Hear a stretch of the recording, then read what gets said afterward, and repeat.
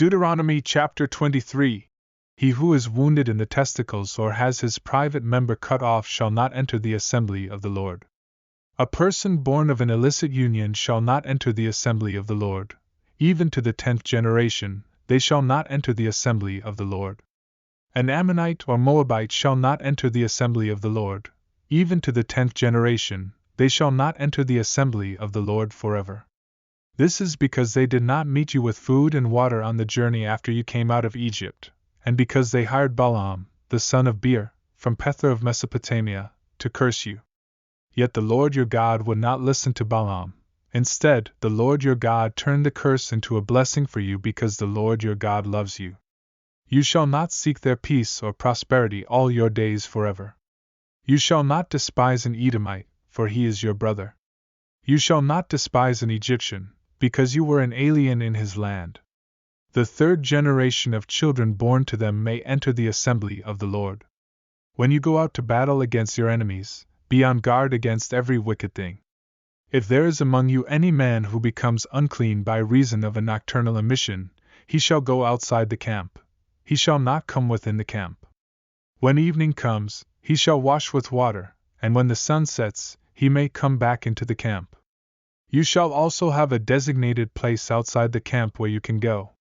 You shall have a spade among your equipment, and when you relieve yourself, you shall dig a hole and cover up your excrement. For the Lord your God walks in the midst of your camp to deliver you and to give your enemies over to you.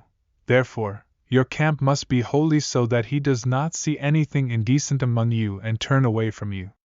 You shall not return a slave to his master if he has escaped from his master to you.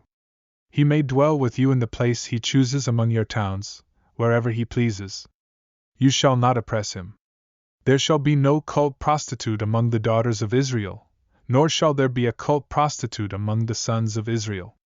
You shall not bring the earnings of a prostitute, or the wages of a dog into the house of the Lord your God for any vow, because both of these are an abomination to the Lord your God.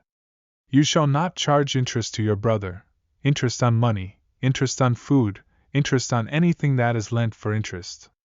To a foreigner you may charge interest, but to your brother you shall not charge interest, so that the Lord your God may bless you in all your undertakings in the land you are entering to possess. When you make a vow to the Lord your God, you shall not delay in fulfilling it, for the Lord your God will surely require it of you, and you will be guilty of sin. However, if you refrain from making a vow, you will not be guilty of sin. Whatever your lips utter, you must be sure to do, as you have vowed freely to the Lord your God with your own mouth. When you enter your neighbor's vineyard, you may eat as many grapes as you want, but do not put any in your container. When you enter your neighbor's standing grain, you may pluck the heads of grain with your hand, but you shall not use a sickle on your neighbor's standing grain.